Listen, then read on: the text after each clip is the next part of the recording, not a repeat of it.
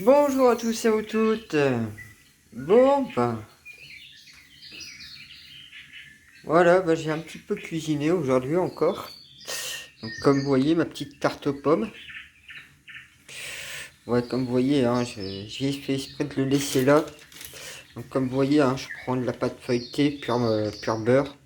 Alors, dedans, s'il y a deux trucs qui puissent me déranger, c'est l'alcool éthylique et levure désactivée. Mais sinon, il n'y a pas de sucre dedans normalement.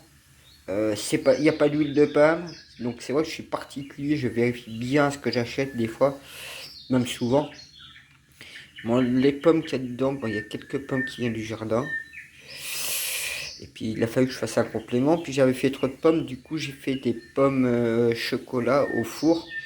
Sachant que en fait la boîte de chocolat, le chocolat je le trouve dégueulasse parce qu'il y a trop de sucre dedans.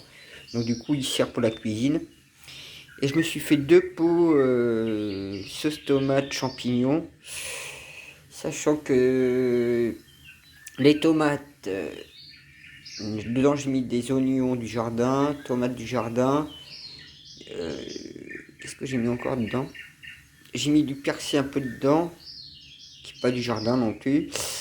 Comme les champignons de Paris, j'ai mis dedans, mais qui ne sont pas du jardin, parce que plus j'ai pas de rosée dans mon terrain actuellement, c'est encore de projet de trouver des rosées dans les champs et d'en mettre à pourrir dans mon terrain exprès, donc pas les consommer.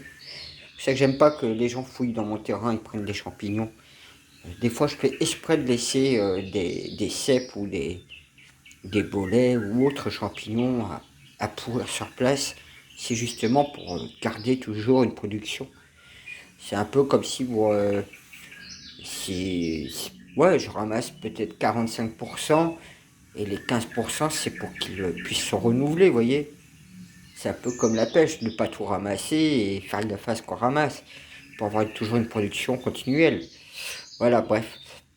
Donc ça c'est pareil dedans. Alors en fait moi ma façon de le faire, je mets une première cuisson. Donc du coup la pâte elle est cuite et une fois que la pâte est légèrement cuite et qu'il y a un petit dôme, je perce avec ma fourchette.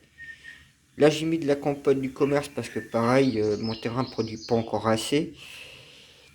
Et après j'ai mis la compote, après j'ai mis les pommes. Donc j'ai fait des trous avec la fourchette, hein. Faut bien préciser dans la pâte pour qu'elle se dégonfle complètement. J'ai mis du coup de la compote de pommes. Alors c'est vrai que j'ai pas pris la tête. C'est vraiment le bas de gamme que j'ai pris chez Intermarché. Vous voyez, hein, c'est vraiment du bas de gamme. Juste pour mettre dans le fond.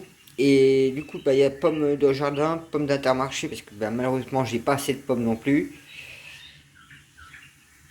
Et donc le côté brillant, comme vous voyez comme ça, c'est parce que j'ai mis un œuf dessus. Bon, c'est un petit peu cramé par endroit, mais c'est pas grave. Voilà, comme ça, vous